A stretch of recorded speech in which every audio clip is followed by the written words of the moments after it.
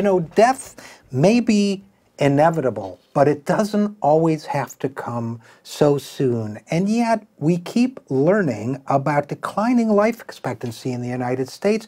Yet another report came out recently saying that life expectancy in this country is down. On average, Americans can expect to live 78.6 years, which is lower than the year before, which was lower than the year before that. Leading causes of death include heart disease, cancer, unintentional injuries, chronic lower respiratory disease, stroke, and so on. Now, it keeps dropping at this rate. If trends continue, United States a life expectancy by the year 2030 will be the same as that of Mexico, the Czech Republic, and other lagging industrialized countries, not because those countries are getting better, but because our life expectancy statistics are getting worse. Not only that, as you might expect, the life expectancy gap between rich and poor regions of this country is also growing. In fact, that gap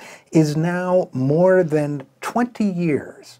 Think about that for a second. If you're an American, if you live in the United States of America, a country that supposedly was founded on the principle of life, liberty, and the pursuit of happiness, now a simple accident of geography and your birth, which of course is also a determinant of your income, your race, and other factors, could determine whether you live 20 or more additional years, or whether you die 20 years earlier. Tell me, does that seem to you to be the hallmark of a just society, of a humane society, of a truly democratic society that's democratic in every way? And this is not just a plague of the United States. This is a plague of the developed, industrialized, capitalized world. In Scotland, for example, there are studies showing 11-year lifespan differences from one part of Edinburgh, Scotland to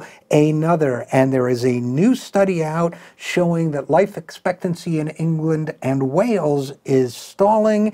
And the study in the British Medical Journal also shows that at least a partial explanation is austerity policies imposed by the government. Well, that is a explanation here too. We will continue to talk on this program about the fact that what we choose to do as a government causes death, causes impairment, causes other tragedies, both large and small, every day in human experience. And it is our responsibility, each of us, as citizens of this country, to ensure that people live as long as they possibly can, to ensure that people live in decency and comfort, to ensure that people can get an education, to ensure that people have every opportunity to reach their highest potential of fulfillment. All of these things are human rights. All of these things are hallmarks of a decent society.